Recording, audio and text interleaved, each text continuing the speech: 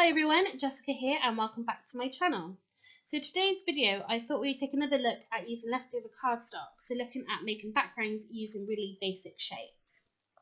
So these are the cards we're going to be making in today's video. So as you can see on the left we've created a background by cutting squares using a paper trimmer, and on the right we've used a die to cut out the hexagons. So let's jump straight into the first card. So this is the square background, and we've used papers from a coordinating paper pad, and you can see these are my leftover scraps, so I've cut sort of odds and ends, bits and pieces, and I've also used them as backing papers, so I've got these strips left over. So some of these are single-sided and others are double-sided, so again we'll be trying to get all of these designs in our background. So to create the squares I'm going to be using my paper trimmer because I thought this would be the easiest way of cutting our squares sort of perfectly. So all I'm going to do is cut my cardstock into 2.5 centimetre strips, then I'll be able to cut those down to make my perfect squares.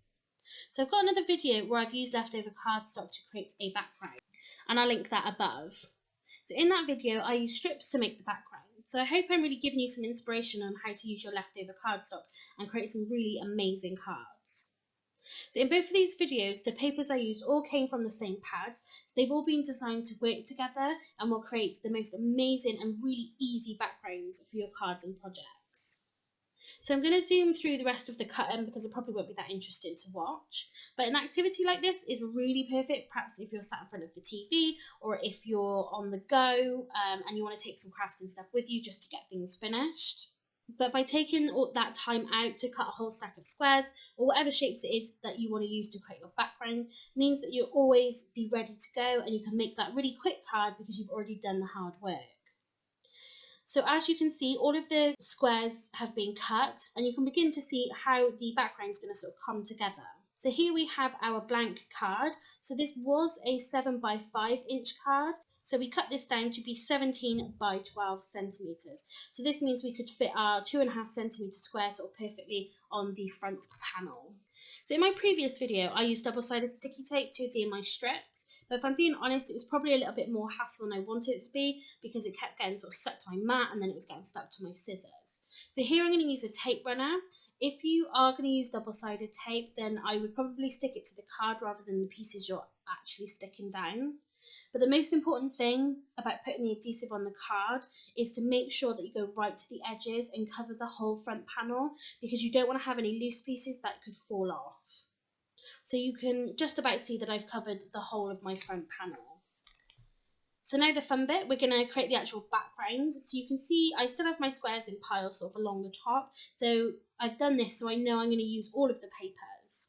So I'm starting with the bottom square and I'm just lining it up with both edges of the card. So if you don't get this first line straight, your whole background is going to be wonky and it probably won't be that pleasing to look at. So just work across the card. So I'm just going to line it up with my previous square that I've put down and the bottom of the card. So I don't want any gaps in my background, so I'm making sure they're sort of fit tightly against each other. So as I said before, I trimmed my card down only by a few mil, just so I know my squares would fit perfectly on the front of the card and there would be no excess to trim off. So at the moment I'm just going down the line and picking up the squares from each design. So with the different designs, each square that you cut is going to be completely different. So I'd have a look through your squares to find sort of different patterns and colours. So as you can see with the squares right at the end, we have a red and white flower. So this adds just a little bit of colour to my background. So some of the designs are similar in colour and patterns. So I don't want to have sort of too many papers that are too similar next to each other. So I'm just sort of picking and choosing the squares I want and thinking about the overall sort of look of the card. So I'm coming to the last row now, so you can see that the background has come together so quick and it's super easy to make, especially if you've already pre-cut all of your shapes. I think this background is so beautiful and looks almost like a tropical mosaic picture. So creating a background like this is just such a fantastic way of using your leftovers, and I should probably sort of do it more often.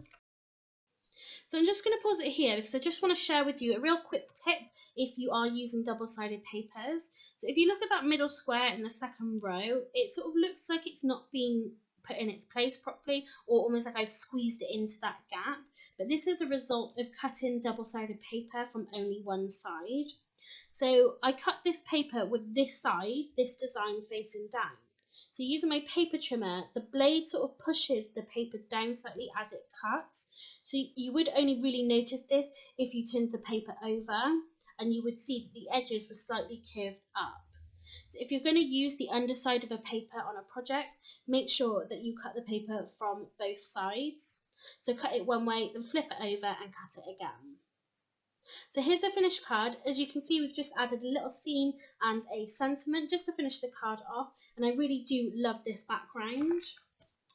I think the papers have worked brilliantly together as they are designed to, and it was just so quick and easy to create. So let's take a look at my next card. So this is going to be the hexagon background. So like our first card, I've used papers from the same paper pad. So again, they all coordinate really nicely together. So they are single-sided, and again there are double-sided papers, and make an effort to get all of the designs onto the background. So the die we're going to be using is this Sweet Dixie hexagon nesting die, and there's 5 different sized dies in this pack. So we aren't going to use the smallest, I'm going to go up a size because I want to get as many hexagons on my card as possible, but I still want you to be able to see the designs on the papers. So I've just gone off camera and die cut all of my hexagons, and we have a really nice variety of sort of different designs. So with the panda and the flamingo paper, I really wanted to show as much of them as possible, so I've kind of framed these in the dies a lot more than what I have with the other patterned paper. So now we can go ahead and start creating our background. So I'm going to take another 7x5 inch blank card, and I'm going to cover the front panel with my adhesive. So probably more importantly with this background, you want to make sure that you get right to the edges, because we're going to be cutting the excess off. We don't want to have any small pieces coming off. So once you're happy with the coverage, we can start laying down our hexagons. So first I've just lined up my card with the grids on my mat, just so I know my card's going to be straight.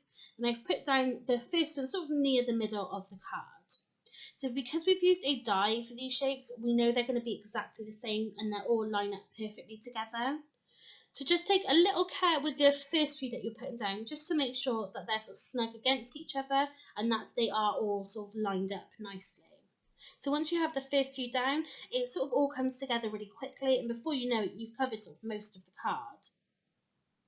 So I'm still thinking about which papers I'm putting next to each other, so especially the panda and the flamingo, because I definitely want them to be seen. I'm not going to place them anywhere where I might put a topper or a sentiment. So then we start coming to the edges of the card. So again, think about which papers you're going to use and sort of what part you're going to see once you've cut the excess off. So I wouldn't want to have sort of a plain piece with all this patterned paper. So I love just how easy it all fits together and how effective it all looks. So you could take this further, you could have the gaps between the shapes, or you could use some foam pads and sort of raise some of the shapes up just to give it a little bit of dimension.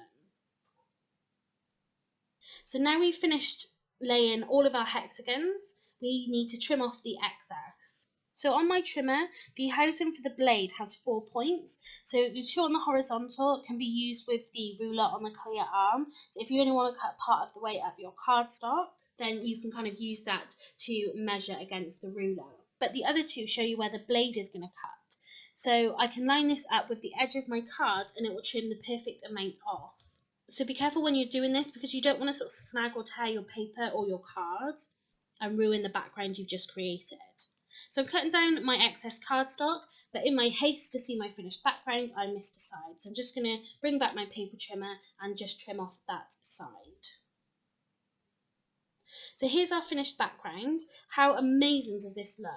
And if you really wanted to, you could keep those bigger offcuts for your next background, so you can use them as the edge pieces again.